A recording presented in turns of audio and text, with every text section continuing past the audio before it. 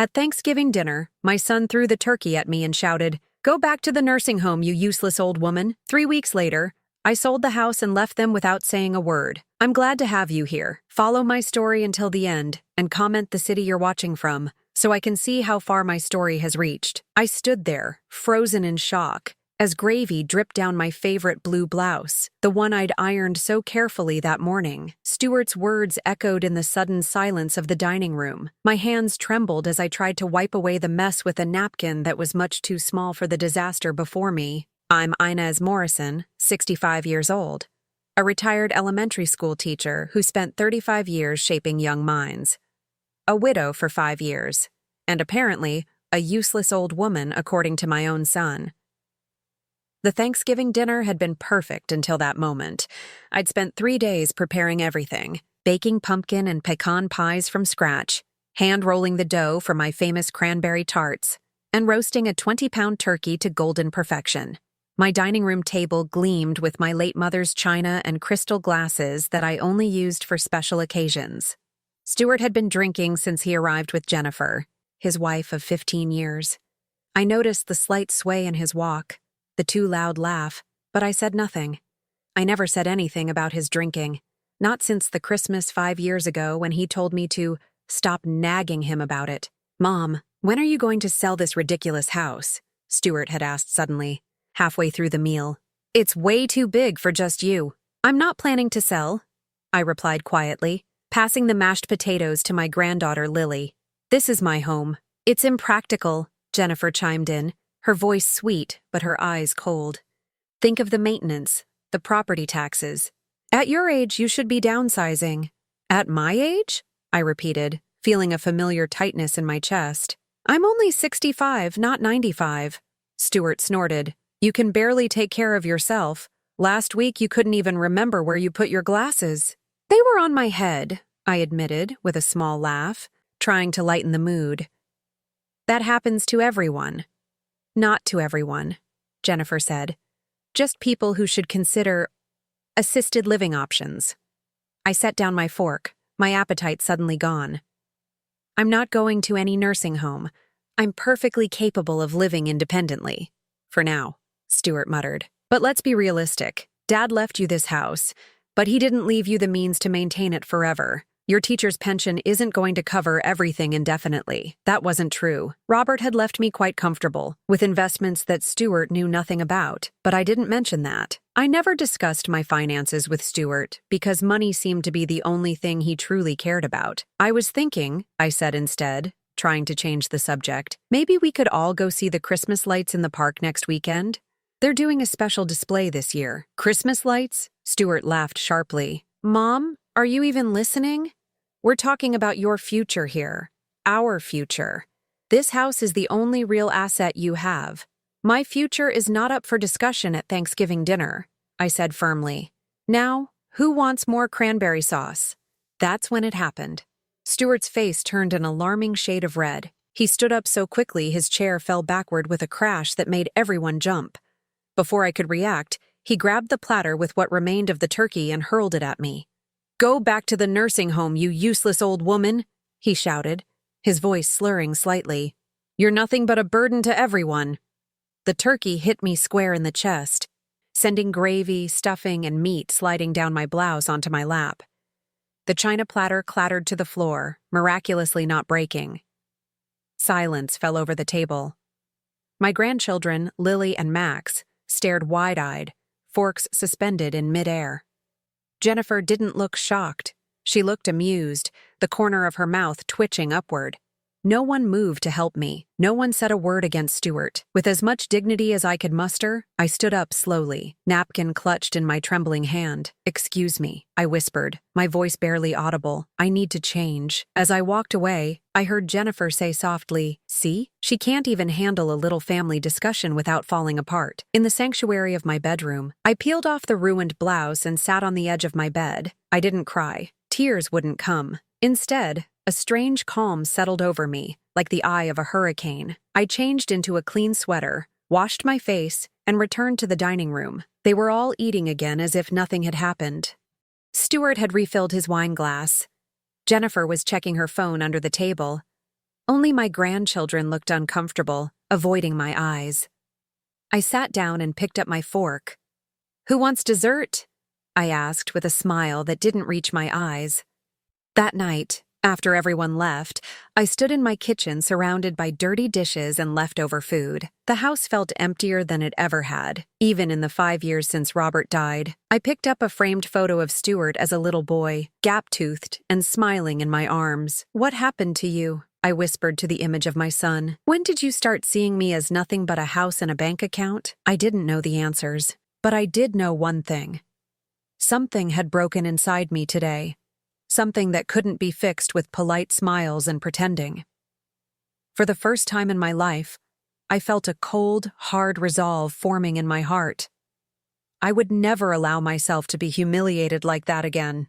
Not by my own son, not by anyone. A week after the Thanksgiving disaster, I was still moving through my days in a fog of disbelief. The memory of turkey gravy dripping down my blouse as Stuart's words rang in my ears kept replaying in my mind. I'd barely slept, barely eaten. The betrayal cut deeper than I wanted to admit. That Tuesday afternoon, I was dusting the living room bookshelves when I heard the front door open. I wasn't expecting anyone, but Stuart had a key. One I'd given him years ago for emergencies. I tensed, not ready to face him yet. But instead of coming to find me, I heard him and Jennifer speaking in hushed tones in the foyer. "I don't think she's home," Jennifer said. "Her car's gone. My car was in the shop for routine maintenance. My neighbor had dropped me off after we had lunch together." "Good," Stuart replied. "I need to check something in Dad's old office anyway." I froze, duster in hand, hidden from their view by the wall separating the living room from the entryway. My heart pounded as I heard them moving toward Robert's study, which I'd kept largely untouched since his death. It was my private sanctuary now, filled with his books and the lingering scent of his pipe tobacco. Silently, I moved closer to the hallway, keeping out of sight.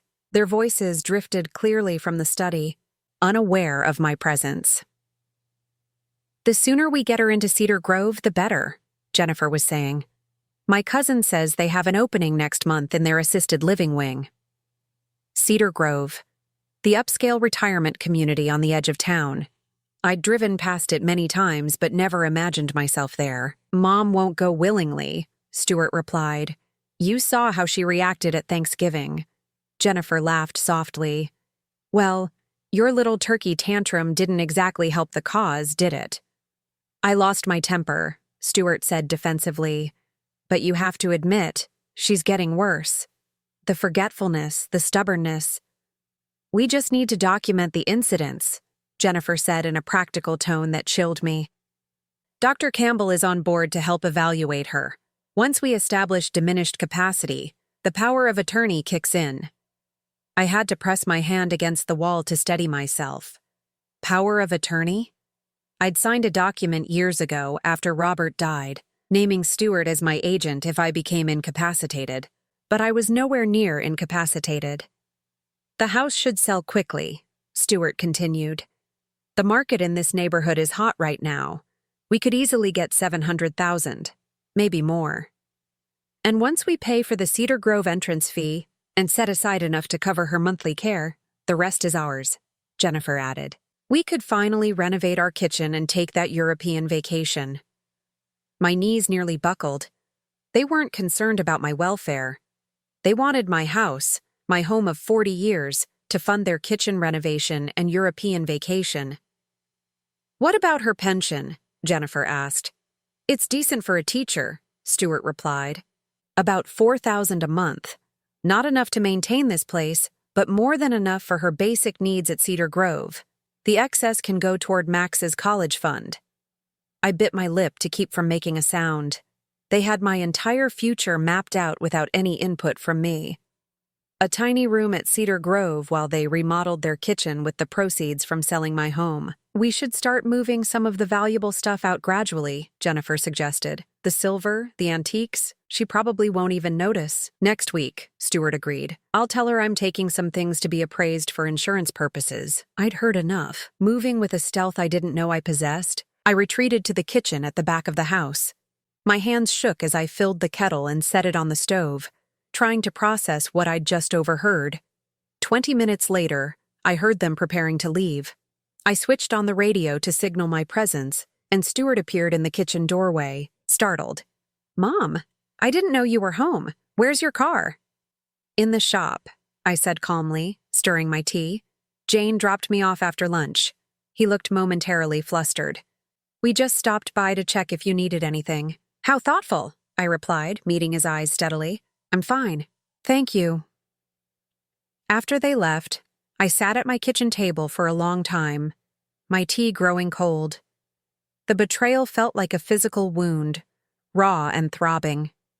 My own son, plotting to declare me incompetent, sell my home, and warehouse me in a retirement facility. That evening, I went to Robert's study and opened his desk drawer. Behind a stack of old folders was a small fireproof box where we had always kept important documents. My hands trembled slightly as I unlocked it. Inside were papers that Stuart knew nothing about. Robert had been far more financially savvy than our son realized. Besides the house, there were investment accounts, stock certificates, and insurance policies. I'd never paid much attention to these matters, trusting Robert's judgment during our marriage and simply maintaining things after his death. Now, I spread everything on the desk and began to calculate. My teacher's pension was indeed around $4,000 monthly, but Robert's investments had grown substantially over the years.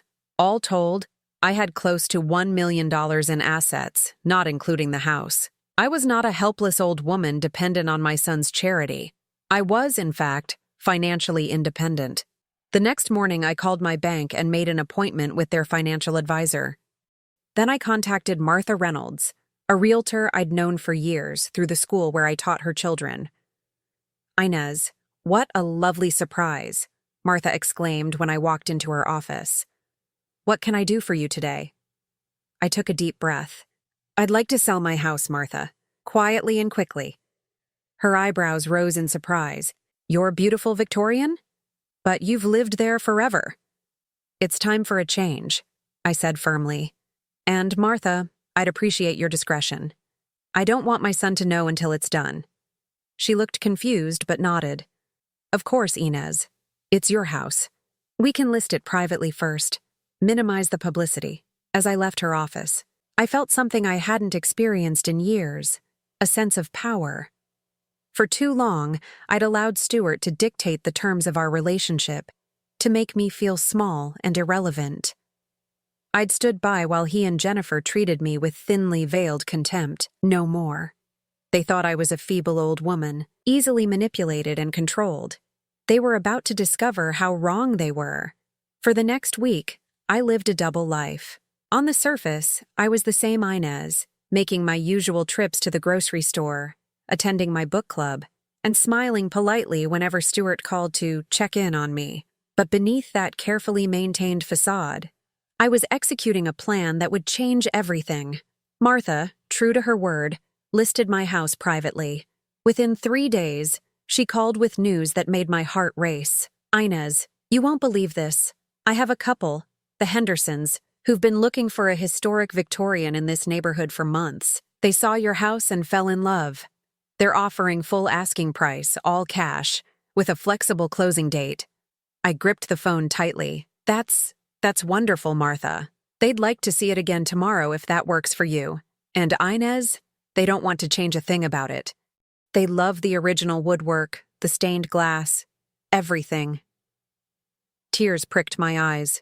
Robert had spent years restoring the house's Victorian details, lovingly stripping paint from banisters and repairing cracked stained glass. The thought of new owners who would appreciate his work eased some of the pain of letting go. "Tomorrow afternoon would be perfect," I told her. "Stuart never visits on Wednesdays." After hanging up, I sat at my kitchen table, sipping tea and thinking about what to do next.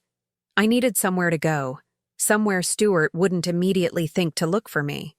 I picked up my address book and flipped to the R section. Rose Tillman, my college roommate who now lived in a retirement community in Florida. We'd kept in touch over the years with Christmas cards and occasional phone calls. I hadn't seen her in person since Robert's funeral, but she'd called a few months ago mentioning she had a spare bedroom if I ever wanted to visit. Before I could overthink it, I dialed her number. "Rose, it's Inez Morrison." "Inez, what a wonderful surprise. How are you, dear?" I hesitated, unsure how much to reveal. I need a change, Rose. I remember you mentioned having a spare room. Say no more, Rose interrupted warmly. The room is yours for as long as you want it. Sunshine Village is a lovely place. You'll fit right in. When can I expect you? How about 3 weeks from now? I need to tie up some loose ends here first. After we hung up, I made a list of everything I needed to do.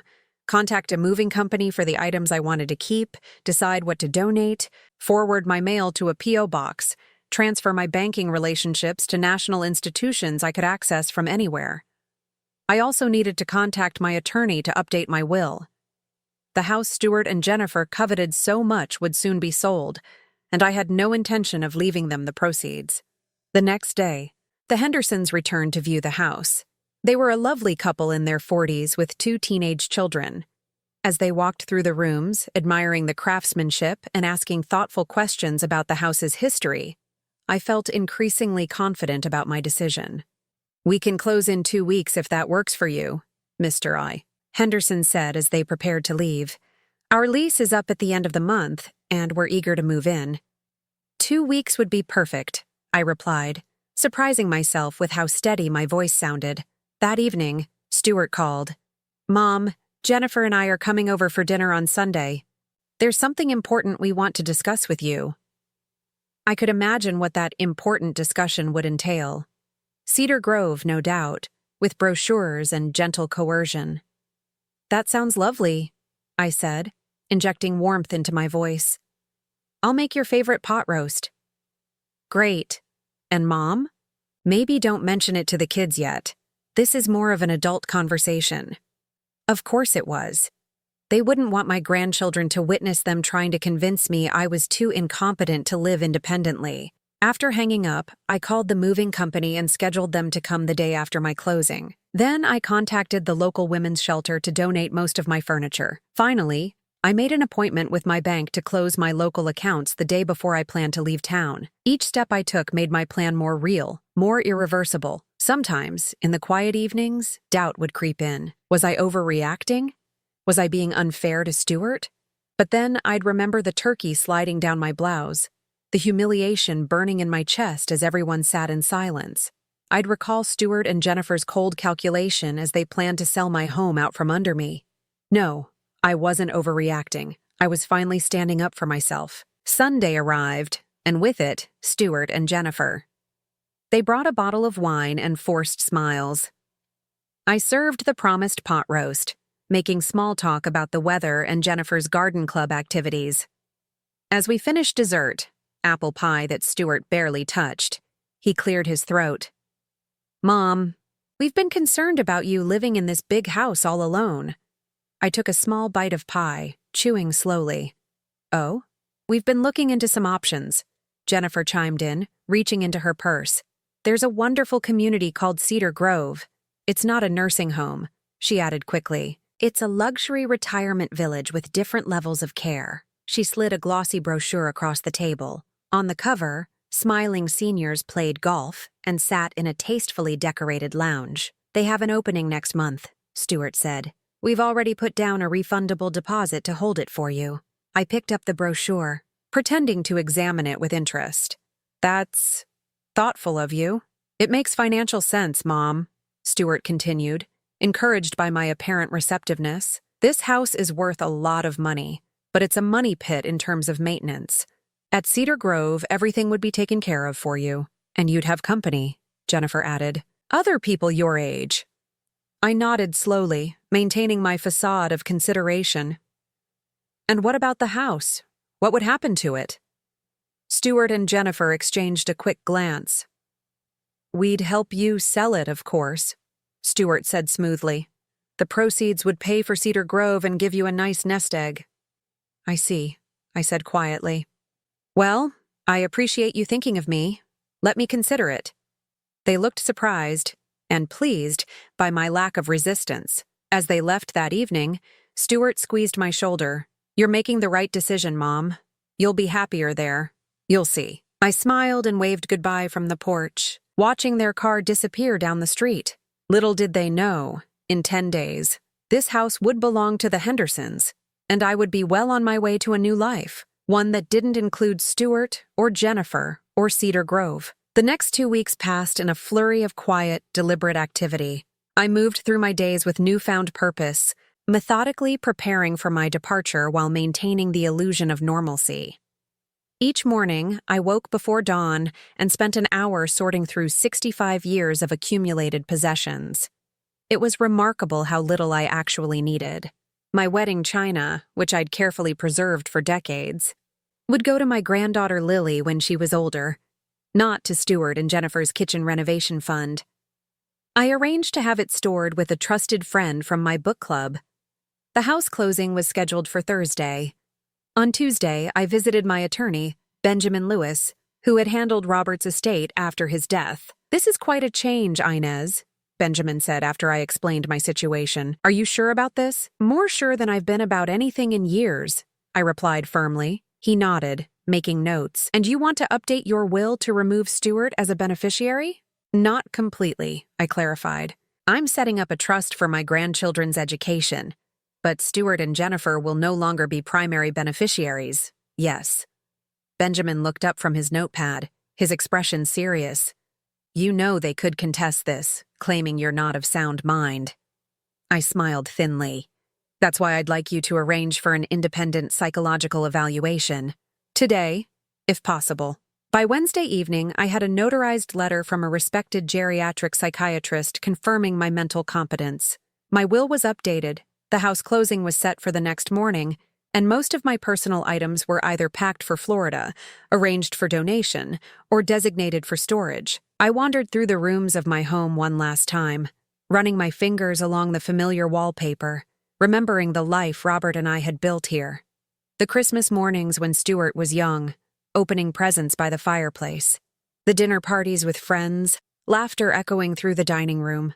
Robert's last days in our bedroom upstairs, holding my hand as we said goodbye. In the master bedroom, I opened my jewelry box and took out the locket Robert had given me on our first anniversary. Inside was a tiny photo of us, young and smiling. I clasped it around my neck, a reminder of happier times. Downstairs in Robert's study, I unlocked his desk drawer and removed a small leather book, his journal. I'd found it after his death, but had never read it, feeling it was too private. Now, sitting in his chair, I opened it to a random page.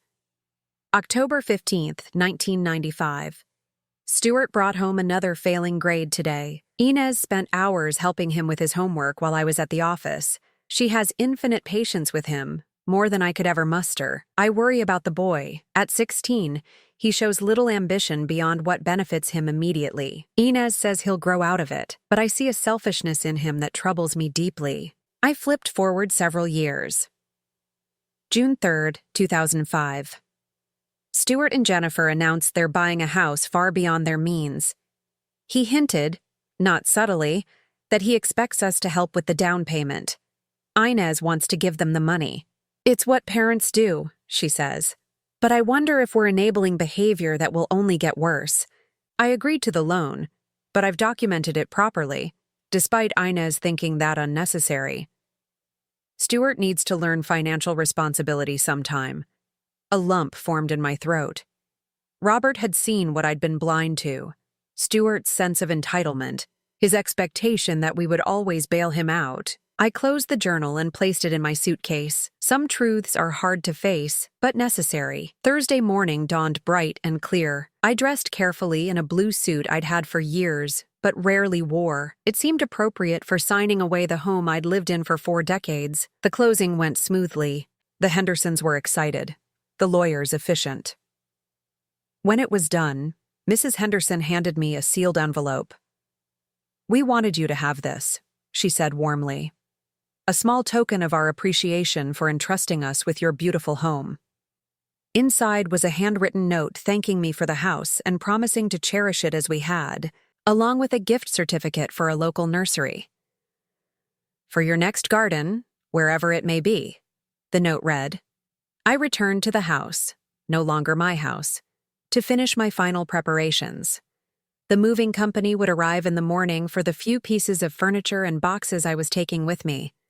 A small rental car waited in the driveway. packed with my immediate necessities for the drive to Florida. As I was checking the closets one last time, my phone rang. Stuart. Mom, I was thinking of stopping by tonight. Maybe we could discuss the Cedar Grove situation some more? I kept my voice light. I'm afraid tonight's not good, dear. My book club is meeting late. How about Sunday dinner instead? Perfect, he said, sounding pleased.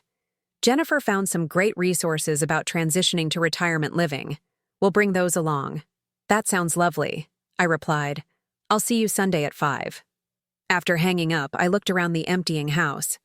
By Sunday at 5, I would be halfway to Florida, and Stuart would be standing on the Hendersons' porch, facing the consequences of his actions for perhaps the first time in his adult life. That evening, I walked through each room one final time, saying my silent goodbyes. In the kitchen, where I'd prepared thousands of family meals. In the living room, where we'd celebrated birthdays and Christmases. In the bedroom, where Robert and I had shared our most intimate moments. I wasn't just leaving a house, I was leaving a lifetime of memories. But I wasn't leaving them behind. I was taking the best parts with me. As darkness fell, I sat on the porch swing, listening to the familiar creaking of its chains, watching fireflies emerge in the garden. A strange peace settled over me. Tomorrow would bring a new beginning, a life reclaimed. My phone chimed with a text from Rose. All ready for your arrival. Weather is beautiful here. Can't wait to see you. I smiled and texted back, looking forward to it. We'll call when I'm on the road. I had told no one else about my plans. Not my book club friends, not my former colleagues, not even my neighbors. I would write to them later, once I was settled. But for now, my departure would be as quiet as Stuart and Jennifer's plans for me had been. The night grew chilly, and I went inside to make a final cup of tea in the kitchen that would soon belong to another family. As the kettle whistled, I found myself humming softly, something I hadn't done in years. Tomorrow, for the first time in decades, I would be answerable to no one but myself. The thought was terrifying and exhilarating in equal measure, but beneath the natural anxiety of such a dramatic change, something else was growing stronger by the hour. Hope. Friday morning arrived with gentle sunlight streaming through my bedroom windows, the Hendersons' windows now, technically. I had slept surprisingly well, considering it was my last night in the house. Perhaps it was because, for the first time in years, I felt truly in control of my life. The moving company arrived promptly at 8. 2 young men efficiently loaded my few remaining possessions into their truck, my reading chair, a small writing desk that had belonged to my grandmother, 3 boxes of books, and 5 boxes of personal items. Everything else had been donated, given away, or designated for storage until I was settled. Is that really all, ma'am? One of the movers asked, looking puzzled at the small load. That's all, I confirmed with a smile. I'm downsizing quite dramatically. By 10 o'clock, they were gone, taking my belongings to a storage facility in another town where they would remain until I sent for them. I had deliberately chosen a location 2 hours away, somewhere Stuart would be unlikely to check. I walked through the empty house one final time, making sure I hadn't forgotten anything important. In the kitchen, I left a bottle of wine for the Hendersons with a note wishing them happiness in their new home. On the mantelpiece, I placed a sealed envelope addressed to Stuart. Inside was a brief message. Stuart, by the time you read this, I will be gone. I have sold the house and moved away. Please do not try to find me. When I am ready, I will contact you. I know about your plans for Cedar Grove. I know about your intentions to sell my home without my consent. I know everything. I raised you better than this. Mom short and to the point. No recriminations, no emotional outbursts, just facts. He would know exactly why I had left. At noon, I took one last look around, then locked the door and placed the key under the mat for the Hendersons, as arranged. My rental car was packed with just a suitcase, a cooler of snacks for the road, and a small bag containing my medications, important documents, and Robert's journal. As I backed out of the driveway, a wave of emotion washed over me. 40 years of memories in that house, raising Stuart, loving Robert, building a life. But the house wasn't my life anymore. It was just a structure, and now it belonged to a family who would create their own memories within its walls. I drove to the bank first, where I closed my remaining local accounts and collected a cashier's check for the proceeds from the house sale. Combined with my other assets, I now had a substantial sum secured in accounts that Stuart couldn't access, more than enough to live comfortably for the rest of my life. Next, I visited the post office to set up mail forwarding to a P.O. box in Florida. The postal clerk smiled as she processed my request. "Moving somewhere warm for retirement?" she asked conversationally. "Something like that," I replied, not elaborating. My last stop was the cemetery where Robert was buried. I hadn't told him about my plans, which seemed strange even to me. For 5 years, I'd visited his grave regularly, talking to him about my day, my worries, my small triumphs. He had been my confidant in life, and I'd continued the habit after his death. I placed a small bouquet of yellow roses, his favorite, on the headstone. "I'm leaving, Robert," I said softly. "Not just the house, but Stuart too. I know you would understand." I touched the cold marble. "You saw what he was becoming long before I did. I was too busy making excuses for him, enabling him." A light breeze rustled the trees overhead, and I took it as a sign of Robert's approval. "I'm not sure when I'll be back, but I'll always carry you with me." I touched the locket at my throat. "Wish me luck." By 2 o'clock, I was on the interstate heading south, my GPS set for Rose's address in Florida. The further I drove from my old life, the lighter I felt. I'd never been particularly adventurous. Teaching elementary school in the same town for 35 years wasn't exactly the life of a thrill seeker, but now, at 65, I was embarking on the most daring adventure of my life. I thought about Stuart discovering my absence on Sunday. He and Jennifer would arrive at 5, expecting to find me preparing dinner, ready to be convinced about Cedar Grove. Instead, they would find new owners and my letter. What would his reaction be? Anger, certainly. Disbelief, probably. Perhaps even concern, though I suspected that would be more about the lost inheritance than about my welfare. I pushed the thoughts away. Stuart's feelings were no longer my primary concern. For decades, I had prioritized his needs, his wants, his convenience. I had shaped my life around being available for him, even as he grew increasingly dismissive of me. That chapter was closed. I stopped for the night at a modest hotel in Virginia. After checking in, I called Rose to update her on my progress. "I'm about halfway there," I told her. "Should arrive sometime tomorrow evening if traffic cooperates." "I can't wait to see you," Rose said warmly. "I've made up the guest room, and there's a welcome dinner planned with some neighbors. You're going to love it here, Inez." "I'm sure I will," I replied, surprised at how much I meant it. After hanging up, I sat on the edge of the hotel bed, suddenly overwhelmed by the enormity of what I'd done. I'd left my home, my community, my entire life behind. I was driving toward an uncertain future in a place where I knew exactly one person. For a moment, doubt crept in. Was I being reckless? Should I have confronted Stuart instead of disappearing? Was I running away rather than standing my ground? I took out Robert's journal and opened it to an entry I'd discovered during my packing. May 10th, 2010. Inez gives too much of herself, always has, to her students, to the community, to Stuart. Everyone takes, and she keeps giving. I worry what will happen to her when I'm gone. Who will look after her interests when she's too busy looking after everyone else's? I closed the journal, a sense of resolve replacing my doubts. I wasn't running away. I was finally, after all these years, putting myself first. Robert would have approved. Sunday arrived, and at precisely 5 o'clock I checked my watch, imagining the scene unfolding hundreds of miles away. Stuart and Jennifer pulling into the driveway, perhaps noticing the different car parked there but not thinking much of it. Stuart using his key, only to find it doesn't work in the lock anymore. Their confusion when strangers answer the door. The shock when they're handed my letter. By now, Stuart would be reading my words, finally understanding that his carefully laid plans had backfired spectacularly. The house he coveted was sold. The mother he'd dismissed as useless and incompetent had outmaneuvered him completely. As I drove the final stretch toward my new life in Florida, I felt no malice toward my son, only a profound sadness for what our relationship had become. But beneath that sadness was something stronger, a fierce determination to reclaim my remaining years, to live them on my own terms.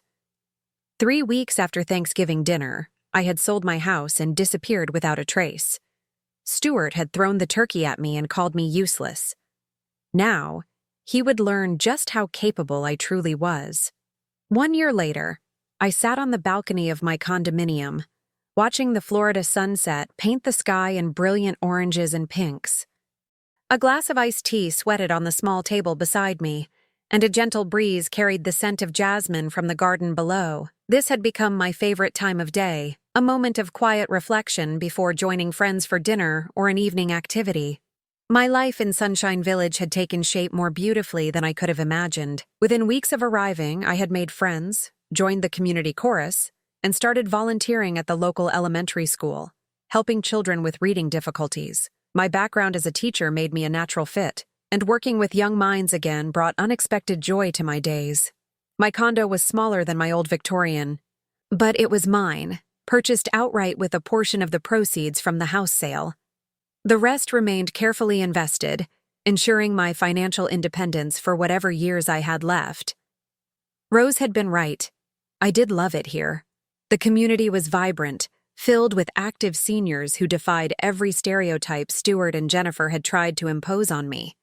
We took classes together, organized outings to museums and concerts, and gathered for weekly movie nights in the community center. I had even started dating, something I never expected at 66. Arthur Williams, a retired history professor with kind eyes and a quick wit, had asked me to dinner 6 months after I arrived. Our relationship had developed slowly, companionably, built on mutual respect and shared interests.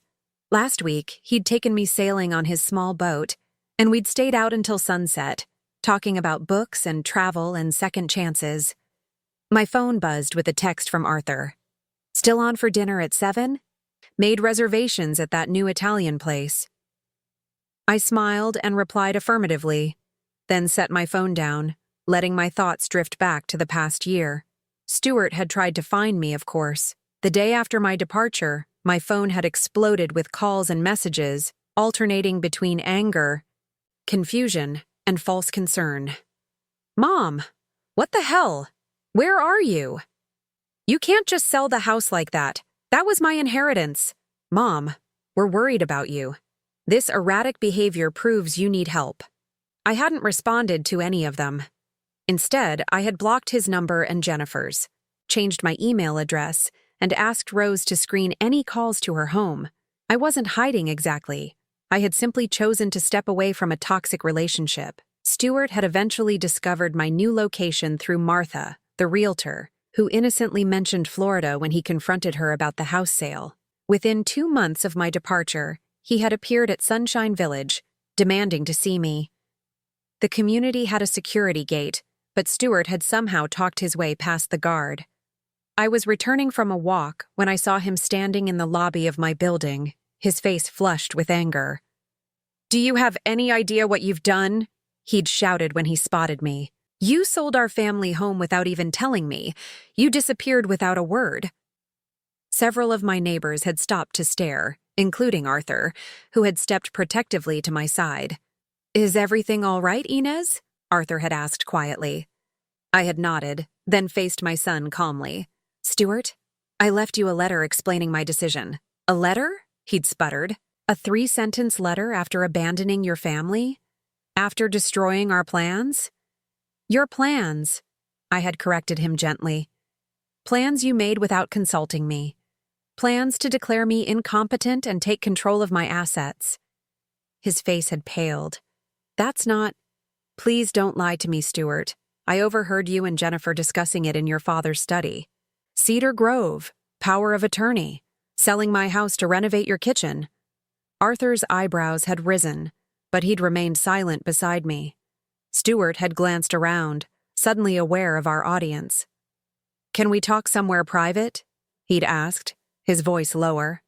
I had considered refusing, but decided closure might be valuable, for both of us. I'd led him to a small community garden where we could talk privately, but still in public view. What you did was cruel, Stuart had begun once we were seated on a bench. Disappearing like that. Do you know how worried we were?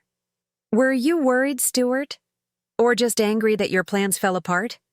He'd looked away, unable to meet my eyes. You don't understand. We were trying to help you. By declaring me incompetent? By taking my home? By putting me in a facility against my will? Cedar Grove is a nice place, he'd protested weakly. And you're getting older. Living alone isn't practical. I had studied my son's face, searching for the little boy I'd raised. The child who once brought me dandelion bouquets and handmade Mother's Day cards. Somewhere along the way, that child had disappeared, replaced by a man who saw me as a resource to be managed rather than a person to be respected. Stuart, I had said finally, I'm not moving to Cedar Grove or anywhere else you choose for me. I'm living here, among friends, building a life I enjoy. I'm financially secure and mentally competent, as verified by a geriatric psychiatrist whose evaluation is on file with my attorney. His expression had hardened. And what about us? Your family? My grandchildren are welcome to visit any time. As for you and Jennifer, I had paused, considering my words carefully. That depends on whether you can accept me as I am, an independent woman capable of making her own decisions, not as the burden you've decided I've become. He'd left shortly after, making vague promises to think about things and talk again soon. But 6 months had passed before I heard from him again, this time in the form of a stiffly worded email apologizing for his approach to my living situation and asking if we could re-establish communication. I had responded with cautious openness, suggesting we begin with occasional phone calls. Our conversations remained awkward, stilted affairs, but they were a start. I had made it clear that our relationship moving forward would be based on mutual respect, not obligation. Jennifer rarely participated in these calls, and I didn't ask about her. Some bridges once burned cannot be rebuilt, at least not in the same form. My phone buzzed again, pulling me back to the present. A video call from Lily, my 15-year-old granddaughter. I smiled and accepted it. Grandma, her face filled the screen, bright and animated. Guess what? I got the lead in the school play. That's wonderful. Sweetheart, tell me all about it. As Lily chattered excitedly about rehearsals and costumes, I felt a profound sense of contentment. This relationship, at least, remained untainted by the tensions with Stuart. I had made sure of it, maintaining regular contact with both grandchildren through calls, texts, and occasional visits when they came to Florida with their father. After ending the call with Lily, I went inside to prepare for dinner with Arthur. As I changed into a blue dress I'd bought recently, more stylish than anything I would have worn in my old life, I caught sight of myself in the mirror. The woman looking back at me wasn't the same person who had stood in her dining room a year ago, covered in turkey gravy and humiliation. This woman stood straighter, smiled more readily, lived more fully. Stuart's cruel words at Thanksgiving dinner had been intended to diminish me, to reinforce my supposed helplessness. Instead, they had become the catalyst for my liberation. I fastened Robert's locket around my neck, the one piece of my old life I wore every day. You would be proud, I whispered to his memory. As I left my condo to meet Arthur, I passed several neighbors who greeted me warmly by name. Here, I wasn't just Stuart's mother or Robert's widow. I was Inez, friend, volunteer, chorus member, book club leader, and a woman who had found the courage to start over at 65. The turkey incident had been meant to be my lowest moment. Instead, it had become the beginning of my best chapter. Stuart had called me useless, but in walking away without a word, I had found my power, my voice, and finally, myself. Now I'm curious about you who listened to my story. What would you do if you were in my place? Have you ever been through something similar? Comment below, and meanwhile, I'm leaving on the final screen 2 other stories that are channel favorites, and they will definitely surprise you. Thank you for watching until here.